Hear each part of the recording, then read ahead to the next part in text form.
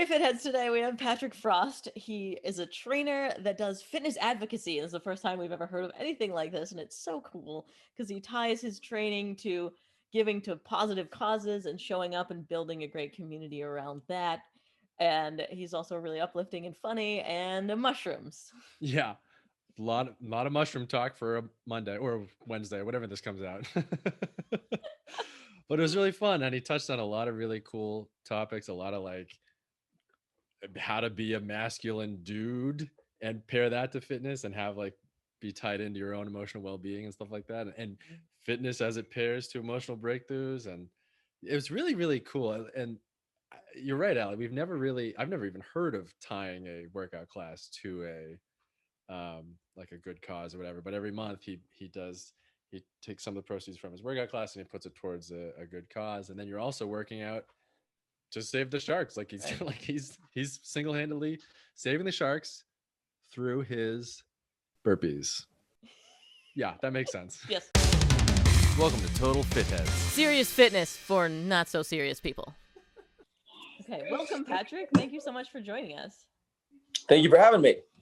You were scrambling about a bit. We are joining you in your brick and mortar gym. Is that right? Yes, in my office where we do focus meetings of such. Look at that lovely decor, as one calls it. So zen. It's a den. I don't know if you can hear the ambient noises of a fitness class going on way out there, but it is happening at the moment. So you got in-person stuff going now, huh? Yeah, Miami's been open since August with restrictions, of course, but we've been playing with these regulations since then. So yeah, give us a little background about you. How did you get into, your fitness journey, your own personal one, and then how did you get into the fitness industry? Big question. I feel like, in hindsight, it wasn't as obvious as it was when I was younger, but in hindsight, I had such this is going deep off the bat. I feel like I've thought about, I know you're like red flag. I've put some thought into this recently though. So, I mean, I grew up in middle Georgia in like a military base and very hyperized, like masculine background, and just always knew that I was gay. So I think I just found the idea of being strong as a way to present super masculine. And that was like a facade that I wanted to build, and my sort of suit of armor, if you will.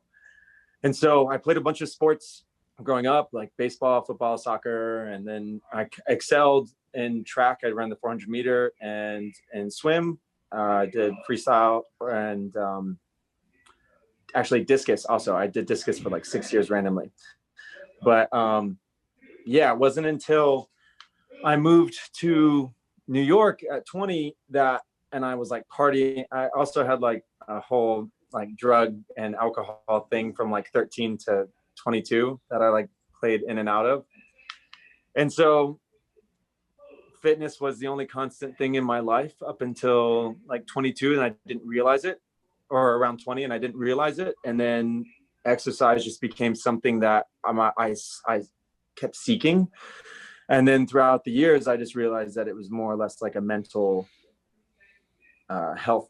There was such a huge, I mean, obviously now in hindsight, I was like, oh yeah, that makes so much sense. Mm-hmm. But I was just so lost in a lot of ways and trying to grabbing at what made sense in the world around me. And I think fitness just helped me navigate that a little bit more. And now I love movement for movement's sake. And I've been in and out of programs, I'm trying to get my max deadlift up and like all this stuff, I've gone in and out of that stuff. And I think now I've moved into the place of just wanting to move to feel good and not necessarily to look a certain way. But that's not to say that I wouldn't want to have a performance goal, like increase my max deadlift again. But it's just right now I'm super complacent with the idea of just moving often and moving well. It's interesting that you got into fitness for what you're saying is like the wrong reasons, but it also is like really something that truly helped you regardless of that. Yeah, I think when you train a lot of privates too, and you have like a lot of clients, like everybody kind of starts off their journey for the wrong reasons, somewhat, you know, someone wants to get the thigh gap or they want the summer body, these things that are super fleeting and superficial. And it really isn't until you do the innately positive thing about what we do for a living is movement is a catalyst for change in a lot of ways. And whether that's change that we see physically on the surface or the stuff that we just are working through while we're dying in a class or challenging ourselves for a performance goal, I think that it's just innately a positive act that we do to ourselves every single day. And then through the journey of doing that habitual act, we just end up on the right side of the reason for movement. You know what I mean? Like if somebody sees it long enough to go past that thigh gap or that, you know, summer body, I think they'll get the idea of the holistic and mental component that comes with moving every day. Isn't that funny that it doesn't matter? You could start for the wrong reasons. Well, what's wild too is in this industry, a lot of people, especially trainers, a lot of them are former drug abusers, alcoholics. Like there is a sense of rehabilitation that is just a part of what we do for a living, you know? So it's just funny how it is just an innate positive thing. Have you seen it in clients? You're like, Totally. You can see it. And then like, there's also the other end of that spectrum, right? The other extreme of that, when they're coming too often and they're not thinking about recovery and rest. You know, it's really about wellness as a whole and not necessarily like fitness. I think so the pendulum will often swing to the other place, and it's just about finding that consistent, lifelong conversation with clients. That's like the real goal. That's when you know you've really done something impactful.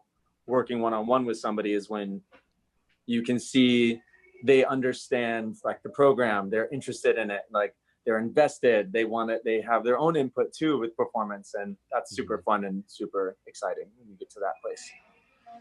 So it seems like you're focusing more on longevity. Is that like the type of thing that you would consider, or is it more just like thinking about the now and feeling good? You know, that's hard because that's the intangible. I think the longevity thing is not necessarily, I haven't really found a way to really like coach that, to be honest with you. I think I like people to not feel overwhelmed by the process and to not bite off more than they can chew. But I think like, you know, you can't help but like, you can also see someone's coaching style through what they're going on in life at that time too, and what they're interested in. So when I look back at how I used to train clients through the years, you know, depending on what I was doing myself at the time, it really depicts, you know, my lens was through that. So I think now, you know, the past year, what we've all been dealing with, I haven't had much equipment above like, you know, these 50-pound kettlebells. So 52-pound kettlebells. So I've had to really like get creative, and I was on I developed a very strict like strength program for my husband and I to like put some size on in February last year. And we were on like a path, like we were 5 weeks into this. Mm-hmm. And then that COVID shit hit, and you know, my anxiety was like, well, I gotta get big. Like I had to, you know, abort mission and rethink about those patterns and rethink the way to attack those different energy systems, so I could at least sustain the muscle that I had and it maybe even grow it. So that was it's been an interesting year for sure in a lot of ways. Wait, did it work? Did you sustain? Did you grow? Yeah. Really? So what's weird is I actually recently just went for some max lifts. I say recent, but it was probably like 4 months ago. It was like the first time I got to lift anything above 145, really, or those kettlebells. And I mean, no, my deadlift isn't what it was, but it's still like strong. I'm still like, yeah, I'm like swole boy, you know, I still have that like inside me. But sprinting mechanics, a lot of sprinting helped me keep a lot of my size on and my muscle mass. Mm-hmm. And like true like 7 full cycle sprints, and like doing those once a week. A lot of like kettlebell hard style helped me sustain a lot, not the flow stuff. Yeah, I mean, there's different ways that I attacked and supersets. You just really get creative. I've never heard of sprinting to keep your size. That's, I mean, awesome. Well, I mean, look at sprinters. I mean, they are built like beautiful horses. Yeah. Like, those legs in Brazil, it's like you want like horse, they're called cavalos or something like that, I think. Like what they say, like the women, they want like the butt. I'll just give you a demonstration. It's like a thing like that. But yeah, so you want to look, I want to look like a horse from waist below in all the ways possible. Hooves. I don't know what we're talking about now. Let's move on. He wants hooves. Okay, so you still have aesthetic goals. It's not like, oh, you're just like sloughing off all of that type of thing and are above, looking good. Yeah, I don't want to like, yes, like at the end of the day, we still, get work, unfortunately, by how we perform and how we look. So there's a level of that that'll just probably always exist. But I am like happy to say that I didn't lose my marbles because I couldn't lift above 52, pounds this past year. I lost my marbles for other reasons, but it wasn't for that.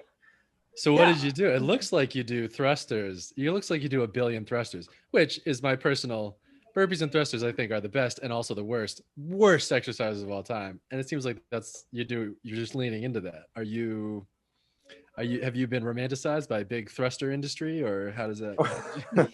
I mean, like, I'm wondering where that came from. Was that like just a quick dive on my Instagram and you saw like I looked at quite a few. Hey, here's a quick home workout. Number 1 thrusters every single time, and I'm like, you know what? That's great. I hate those, but obviously they're the best. Well, I guess body weight exercise. I've been doing a lot of body weight program, and my mind was already there prior to COVID because when I was with Nike as their master trainer for a while, and I was tasked with the idea of on their app, on the NTC app, to do a body weight strength sort of program. So my mind was already kind of wrapping around the idea of how I could utilize like my knowledge about animal flow and make body weight exercises feel strong and like kind of do that hard style technique that we learn in like with kettlebell, for example. But I do, I think I'm trying to think of like what is something that like I have those dumbbells, and honestly the past like 4 months have been, I only do the workouts that I have for my CrossFit online now because I have to physically do them and coach it. And so on top of that, I'm filming content for that. So I'm only really doing those workouts. And that's 3 times a week, right? That's minimum 3 times a week, not the content that I film for that and in addition. So I have these like frost bites and it's so good. We were talking about your branding before we started, and we were like, it's just so, not that he's lucky, easy, but it's an awesome name. It's easy. I'm still waiting for like the How to Lose a Guy in 10 days, where he's like, ladies of New York, frost yourselves, and then somebody down the street's like, fuck you. I want to like put that on a shirt, but I don't know if that'll land anywhere other than like a handful of millennials that resonates with. So to answer your question, I feel like I do a ton of, I like horizontal push-pull. I try to make sure that like everything that I do is even throughout the week, and I do a lot of different variations of the same stuff. So like the stress will be, because I don't have that weight to use, I have similar movement patterns and have different like rep schemes or intensities behind them. So that way I can kind of at least like maybe keep up with that same demand, but not maybe workload. Does that make sense? Somewhere on there. Yeah, there's some science in there somewhere. Well, based on the thrusters and like other stuff I've seen, it's like total body, right? That's like what you've been focusing on. Yeah. That's a smart, For a minute there, I was like, especially when I was working out on my own for COVID, I would break it down, obviously, but I was also training like 5-6 times a week. So I would have a sprint day that I only did sprints and stuff. I would have a lower body focus day. I'd have an upper body. I do full body push pull, and then do full body push pull, but the opposite. So it would just even out. That was when I was just training for me. Now coaching live is such a beast. It's not the same thing, guys. It's like, I wish it was just like I see some of the content that some of the people are putting out there where it's just like a voiceover and it's like deadlift and it's just this beautiful, perfect deadlift. And I look at some of my content and I'm like, deadlift, 3, 2. I just am like, how do you breathe and coach? It's hard. So, but but the content is good. Everybody should go see it, you know? Of course. You just plugged it about as well as you can. Yeah. I would absolutely watch that. That's it.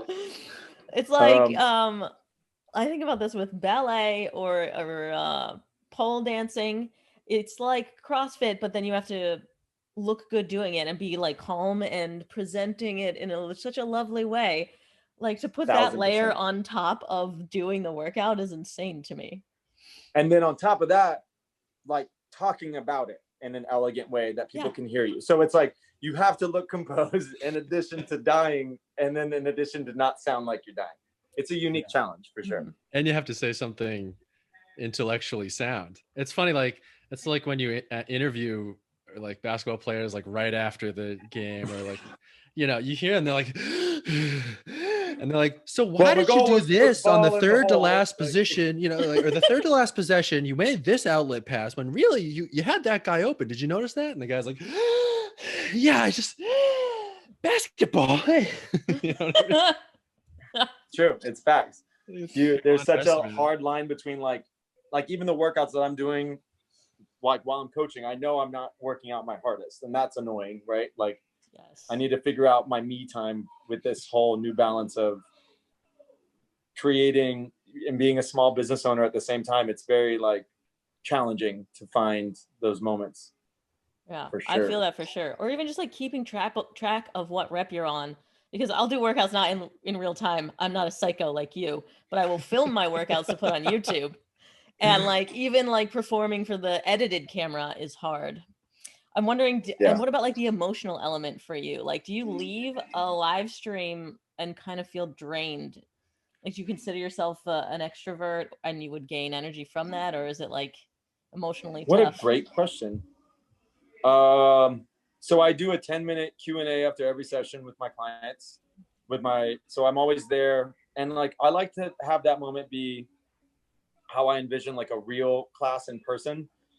So I don't like it to be very structured. I don't like say like, today we're going to talk about macros after class. Like sometimes maybe if I have a point to come across, I'll let everybody know like through an email, like something we're focusing on throughout that week, whatever.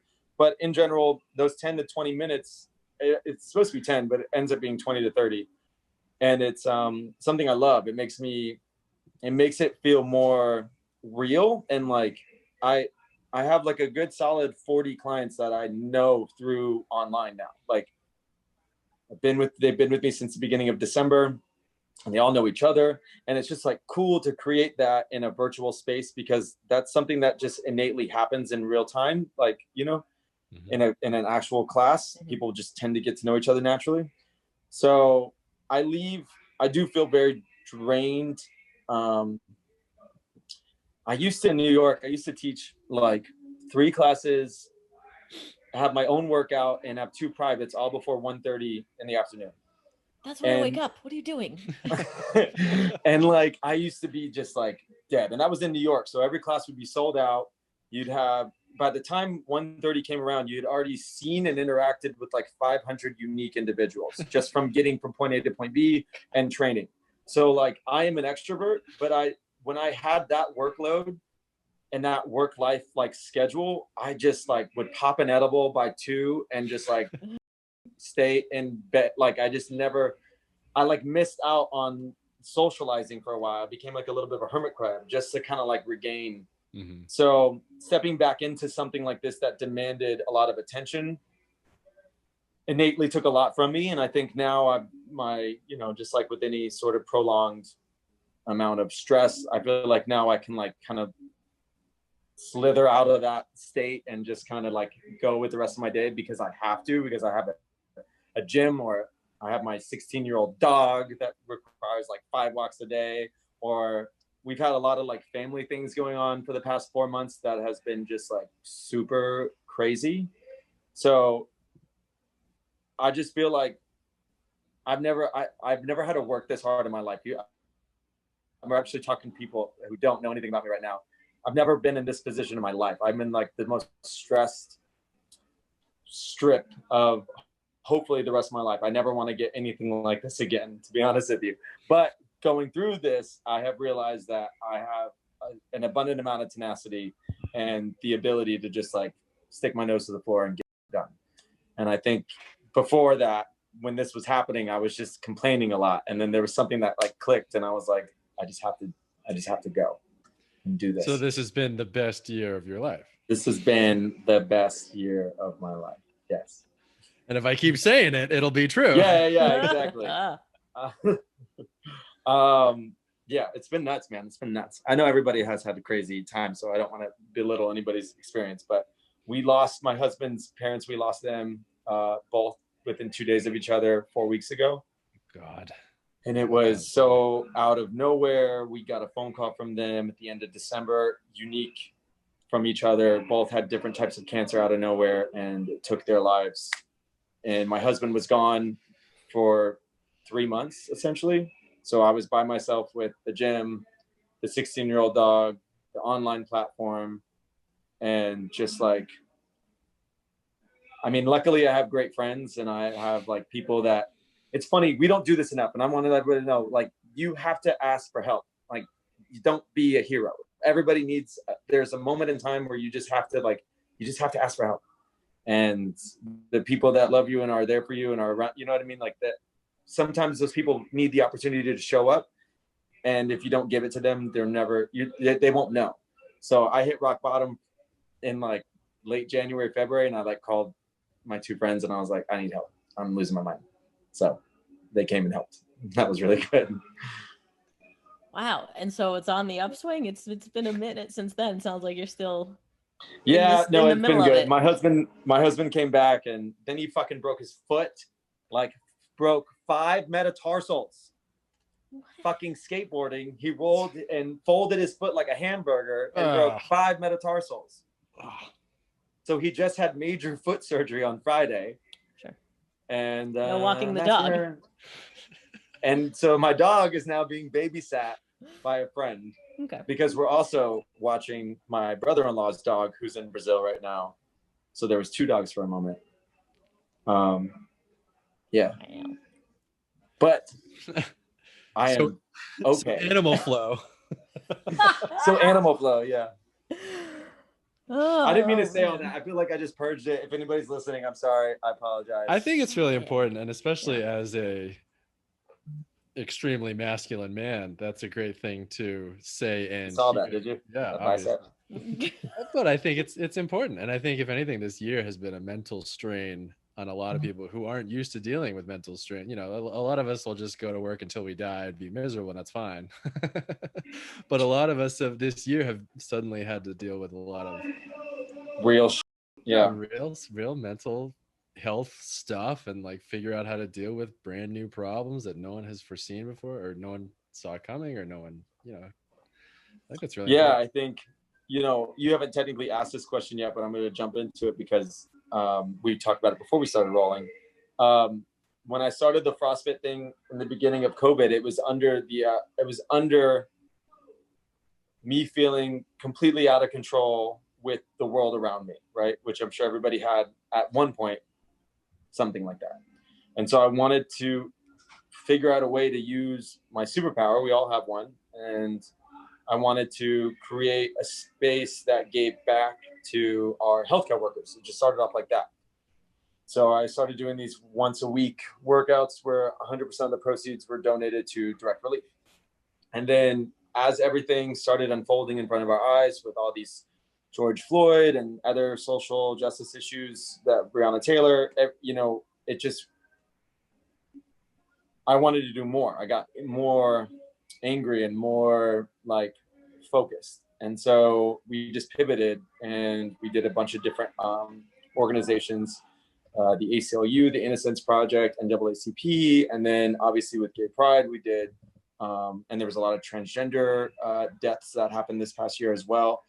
So I, you know, Marsha P. Johnson Institute, we just ended up being just this thing that created wheels, and it was an opportunity for me to feel like I could control something that I obviously couldn't control, but it made me feel like I could give something back to the universe. Contribute. And then that's kind of where it all started. And that honestly,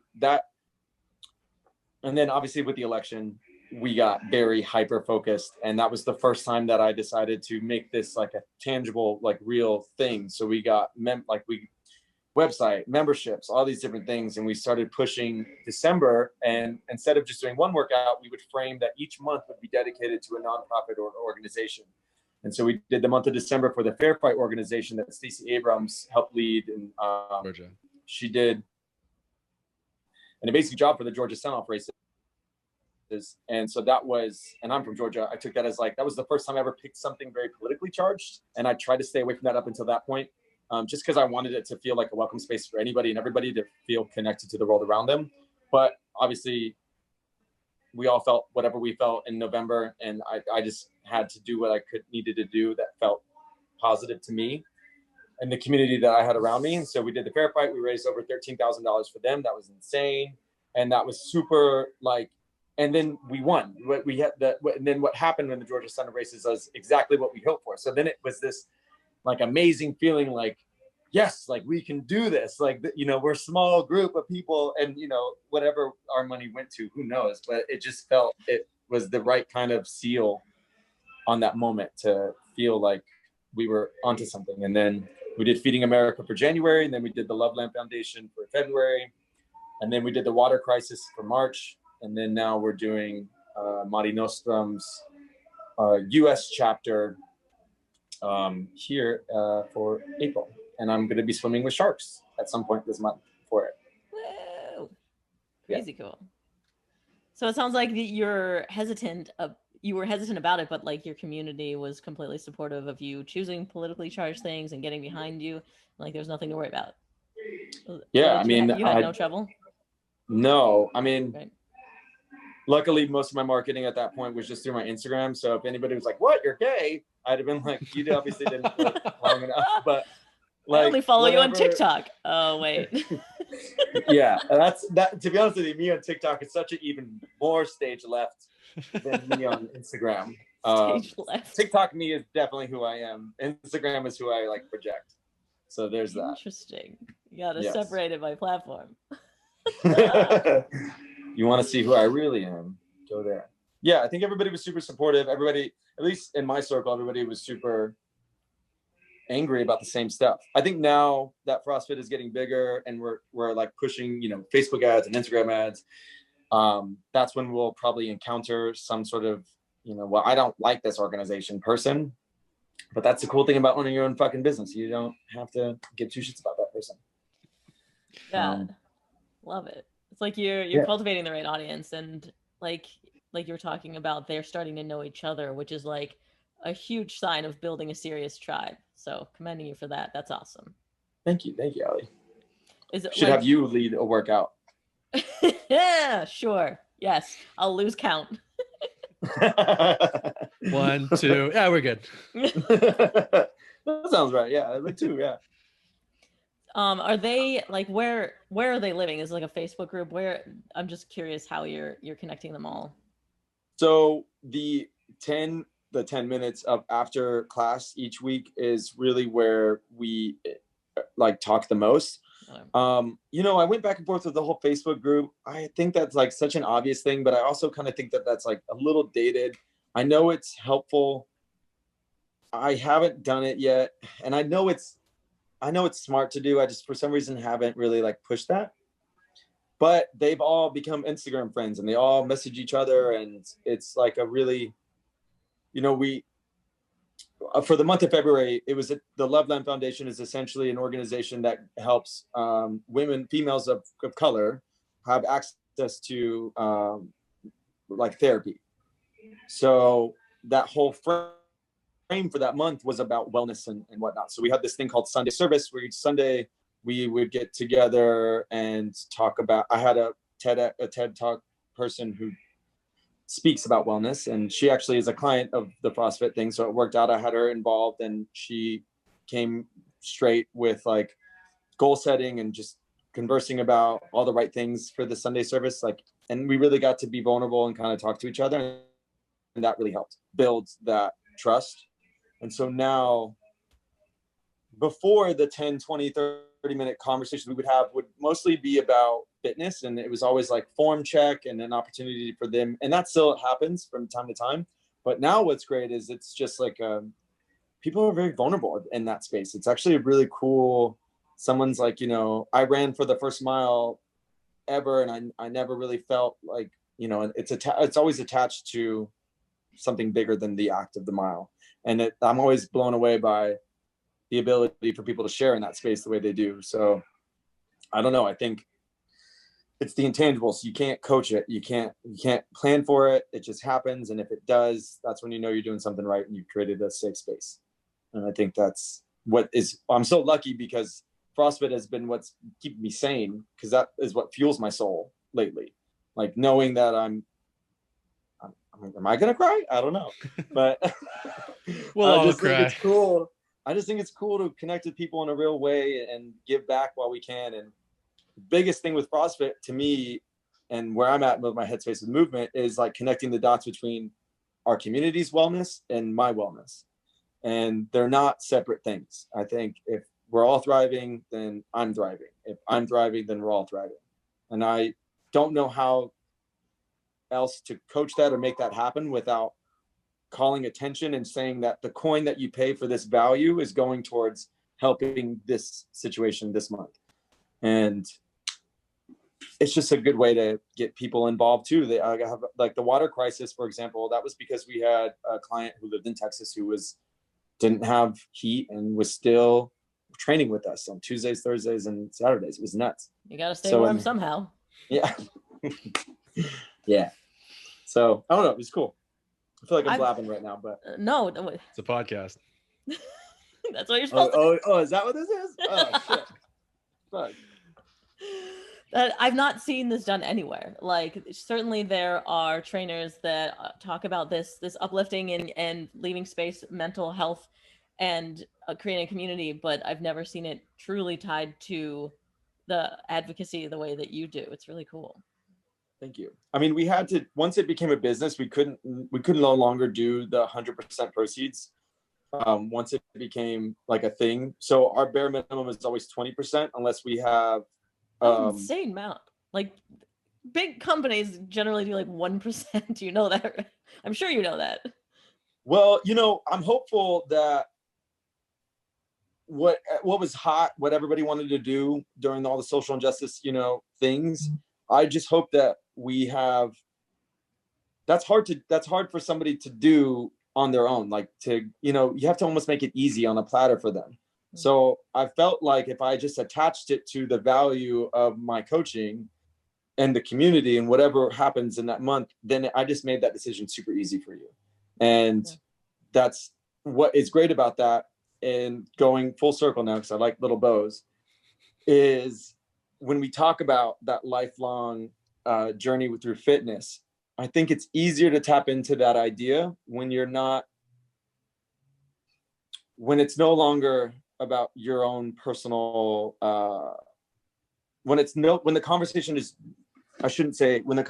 solely no longer just about your own fitness, when it's about the community in the inner bubble, and then the effect that the community can change and have on the world around us. And I think before, when I was feeling lost and feeling like how could I find control in this space that felt so hectic and crazy, doing these little acts of and sharing with these little acts of my superpower made me feel like I could give back. But I always had something in the back of my head that like, this isn't going to mean anything, like, or, you know, whatever, right? Like most people do. Like we all know that we should pick up that piece of trash that's on the ground as we walk by it on the street, but we don't do it because we're like, like, what's it going to mean? Whatever. But through this small act of doing it and just sticking to my guns, I have realized, and that seal of what I was talking about, what happened in December for the Georgia Sun-Up races, when that went the way we wanted it to go, it was honestly the light switch went on, and I was like, I don't even know what that money that we gave went to, but I just felt like instantly I was like, this was the goal. This was the energy that we were shooting for, and this is So it's tangible. It's something that I think that through, hopefully my goal is, and I don't talk about it because it's the intangible part. Obviously, I don't say this to my clients, and like, we're working out so we can save the sharks. There's a part of that, but that's not the focal point. But I think it is at the end of the day too. So I think that there's more of a connection to the need to show up for that virtual, even if it's not in person. There's a need to show up, and there's a responsibility attached to it that goes beyond the performance that you give that day. And I think that's how we continue the longevity of our own fitness journey, when it's bigger than us.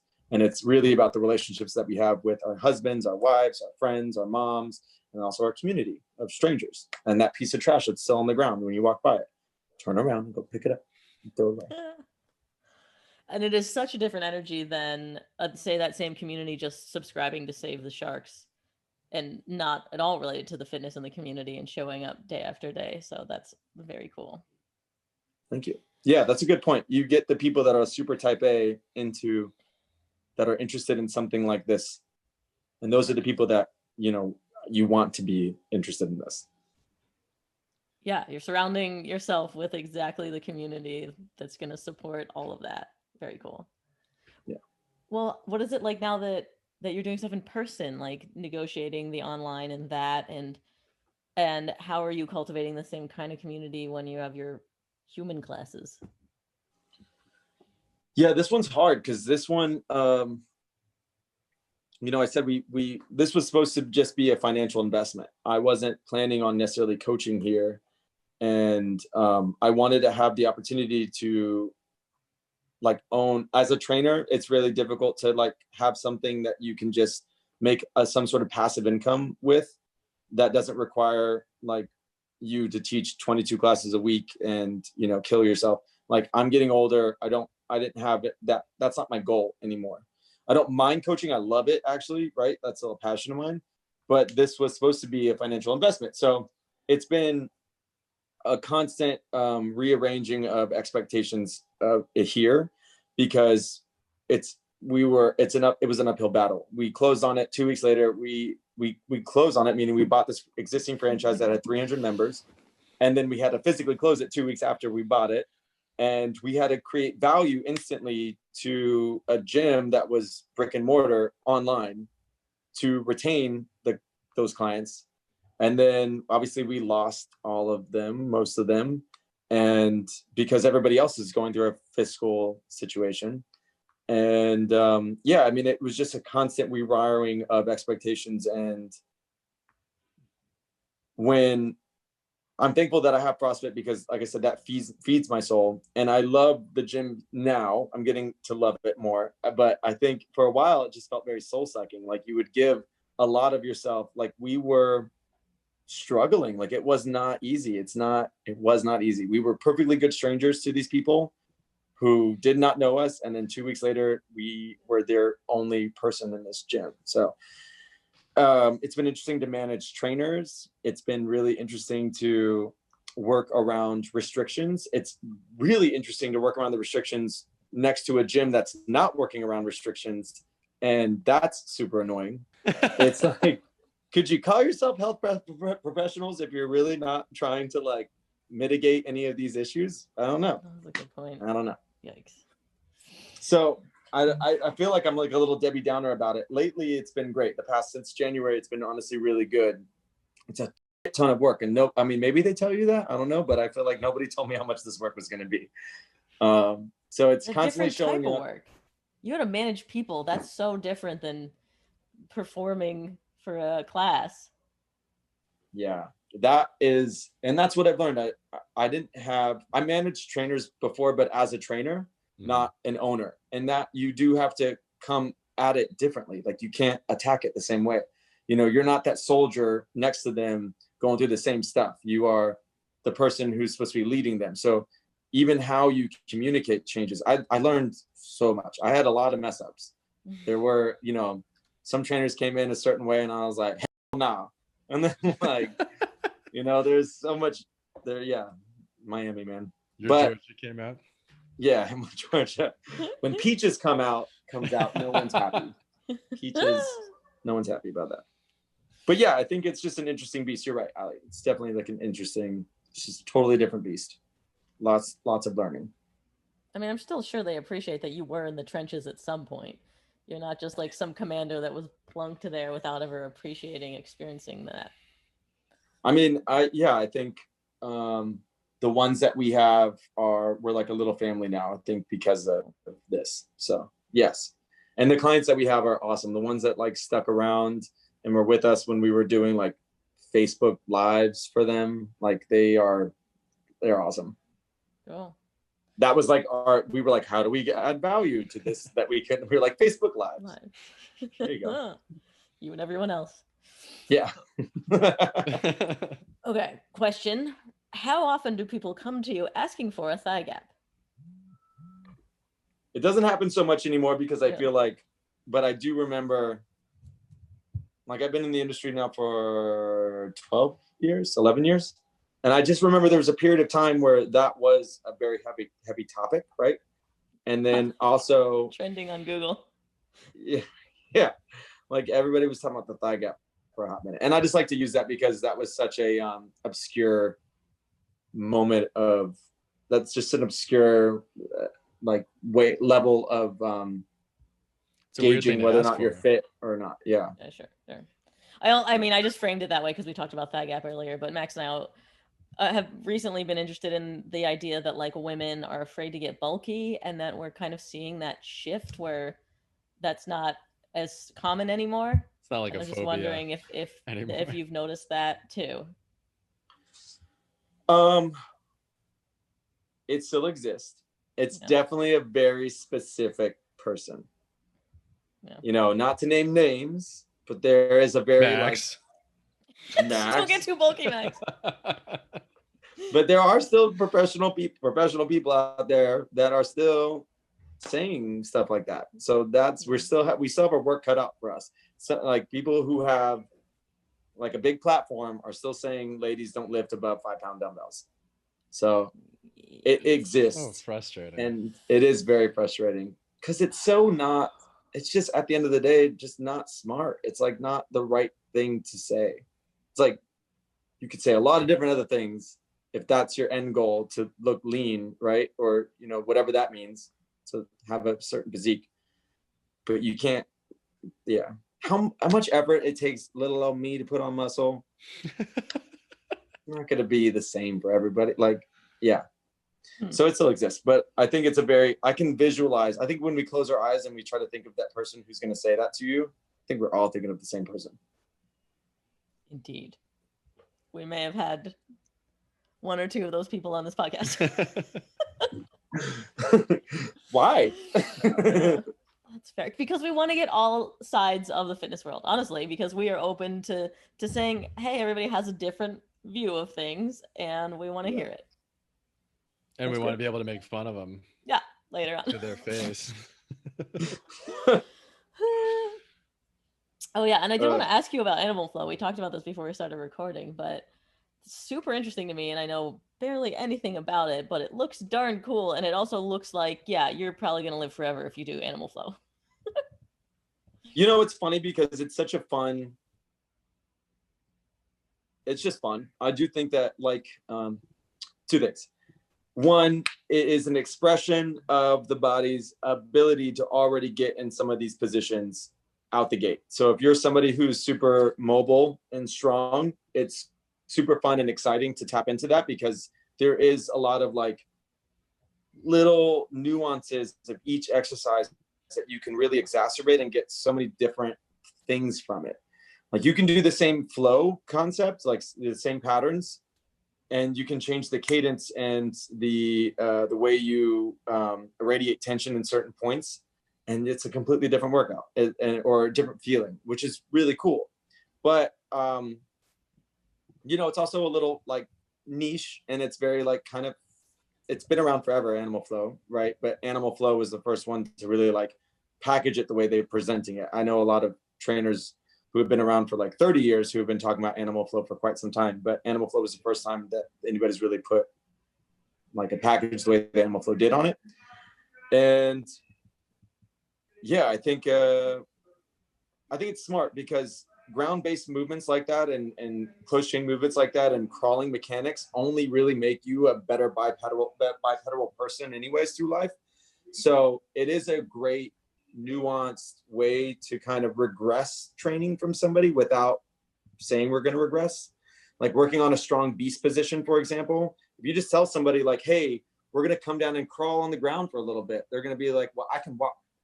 Versus like, versus like, hey, we're going to be working on a beast and we're going to work on like contralateral limb lifts and like a really good like scapular retraction and blah, blah, blah. That, depending on the person, they can kind of geek out and focus on like the other aspects of it. But I do think it's like a really great way to bring people back to basics of movement and iron out their foundation a bit more. So I think there's a lot of great benefits for animal flow that people don't necessarily like maybe see right away when they look at it. But I also understand that it can be a very frustrating form to try to get into because some of those positions are just uncomfortable. Like if you're not used to that amount of wrist extension for that length of time, that's not a very fun, you have to kind of build up to that. If you're not really, good at the idea of creating torque in the joints, that can be like, that can be a learned behavior. That's not necessarily as bad, but things like that, like big toe extension is a big one. Cause you're essentially on your toes the whole time too, right? When you're on your loaded beast, when you're springing forward to step out, step throughs, there's a lot of specific joint functions that either you have that make it fun and easy to learn or more exciting to learn.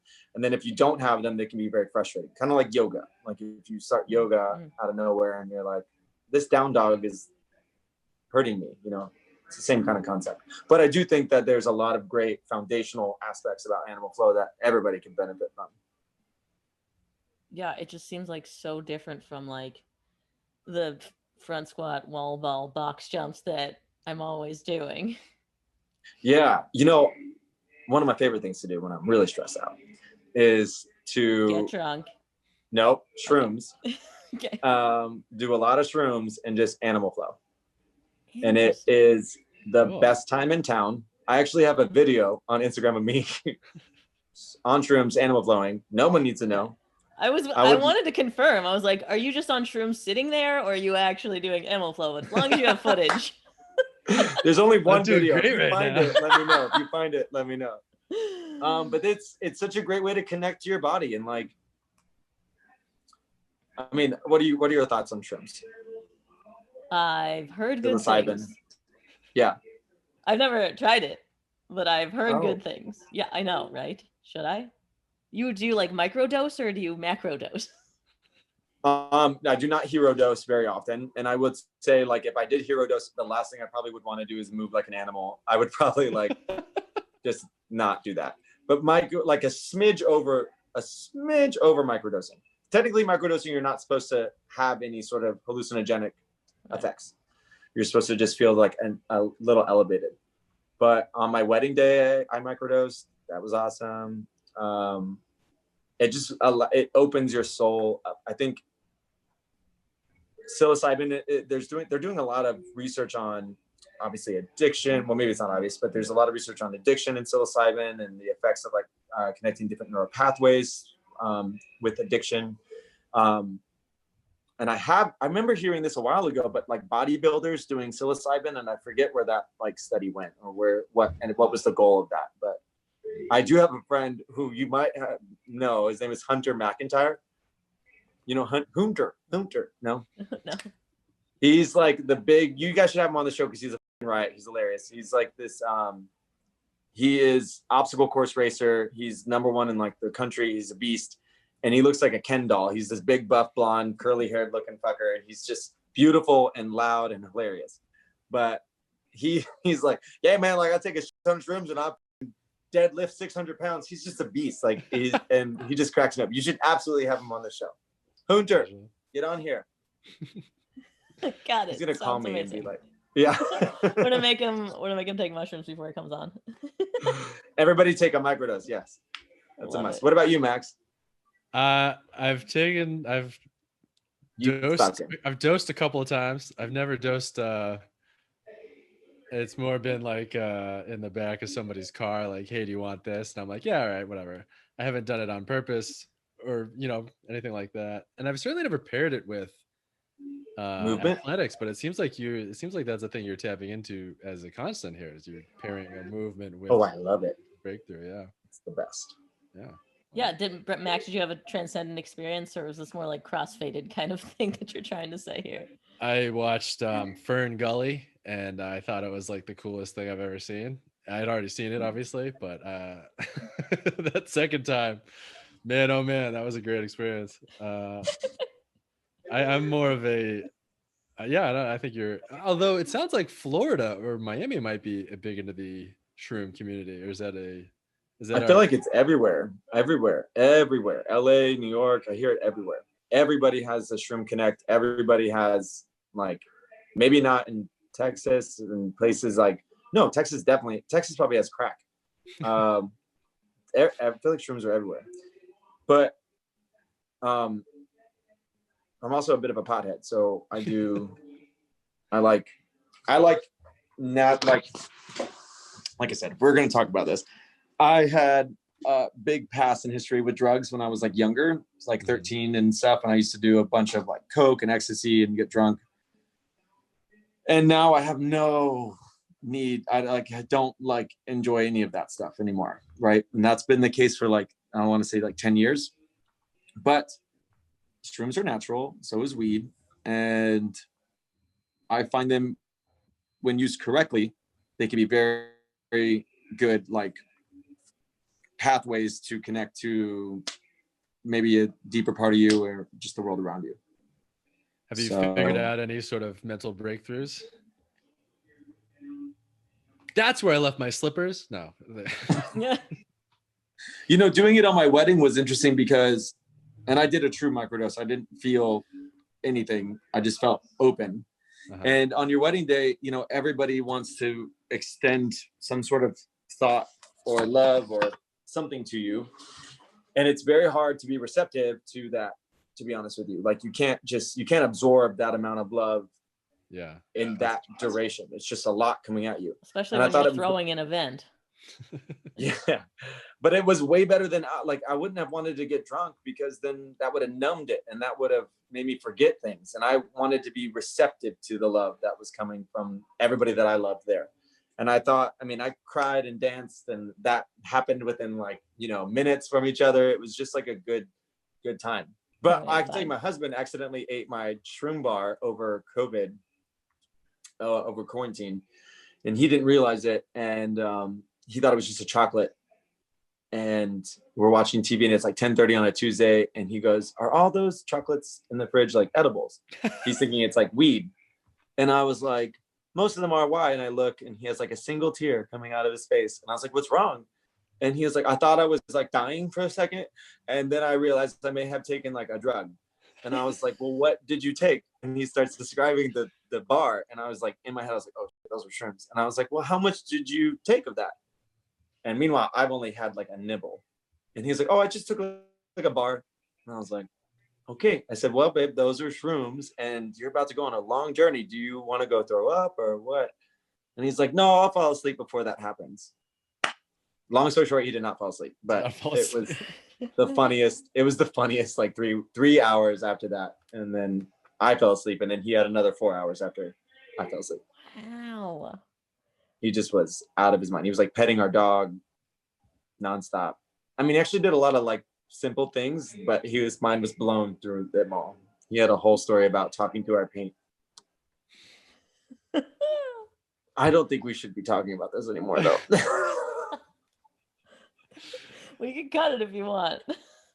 Yeah, I don't know where this is going to land. Who needs to see this? But this is dangerous. Your podcast is dangerous. So there's that. Just an open forum for anybody to have an emotional breakthrough as they see fit. You guys are like, "This is gold." Get weirder. It's just health and wellness. Come on. Yeah, it's just shrooms and weed. God gave it to us. Yeah, we always ask people about like mixing alcohol and your training, but it sounds like we already got our answer. Yeah, I don't. Yeah, I love a Negroni. but I don't really love to drink. Yeah. And I love wine, but Makes I mean, sense. it's juice. I'm surprised that Ali, I sensed that you were, I don't know, for some reason, this short interaction that we had together, I just sensed that you were like down with some psilocybin or shrooms and stuff. No, let's get honest. Let's get real here. I don't actually talk about this a lot, but I like got ate THC maybe a couple of times, and it was like the worst experience. I was just like anxiety ridden like crazy, and so many people are like, "You're gonna love this. No, you just got to do it right." And I've like tried to do it right, whether it was like with someone that I trusted or completely by myself, so I don't get anxious about social anxiety. But like every time I do it, it's just like, yeah, not enjoyable.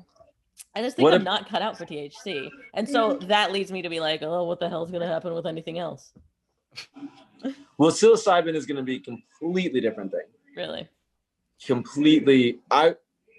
There are some studies that like weed intake can be very counterintuitive for some people. So it won't give you that, like, it won't alleviate any stress. It can kind of, what you're describing, like, can like add more stress and anxiety. Yeah.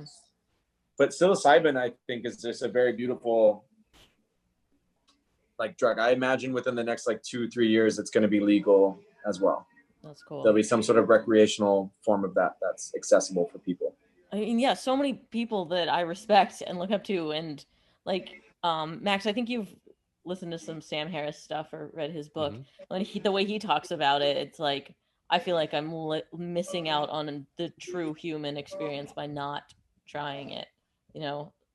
Well, you're such a little scientist. You could easily just create like a controlled environment for yourself to do it in. Yeah, I never think about the fact that it's video. Like that's funny because I sat Max down and made him hang out with me while I got high and filmed it, and it was like that's the only video I've never published. It's like the least interesting thing ever, and I was just sitting there unhappy.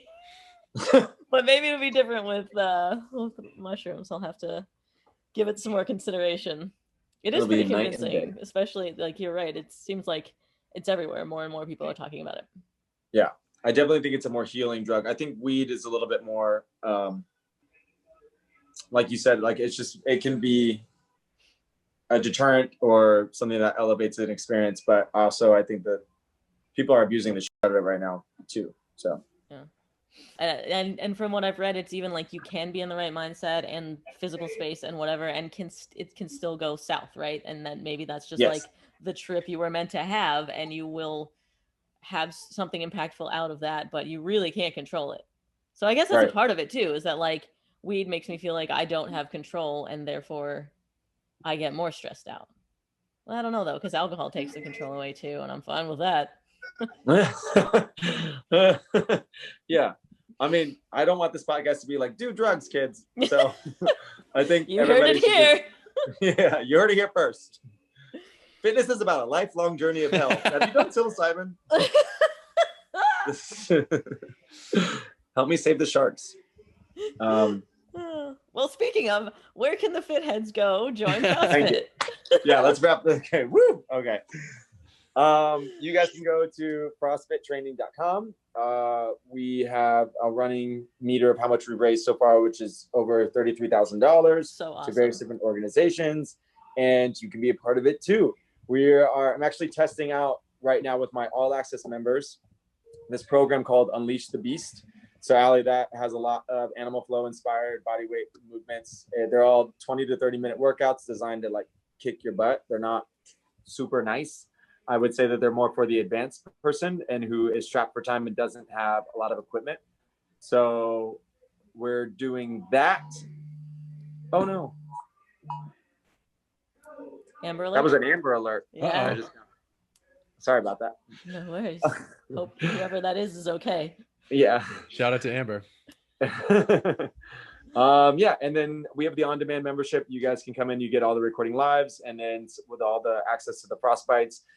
And then obviously the gear too. Anything, a portion of the proceeds always goes to the nonprofit organization that we're focusing on that month. And this month is Mari Nostrum. And that is about shark finning and passing a bill here that for some reason, Mark Rubio doesn't want us to pass. He's the only guy that's fighting against it, which is sketchy. So that's why doing it here in Florida makes even more sense. And yes, so go to www.frostfittraining.com or check me out at Patrick Frost 2, and let's do some animal flow stuff. Heck yeah. Okay, awesome. Thank you so much. This was great. This was really good, guys. Thank you. And thank you to the Fit Heads. If you're on Apple Podcasts, go rate and review, and then go watch on YouTube because you missed a shot of his butt. And we'll see you next week. All right. Thank you, guys. Okay, yeah.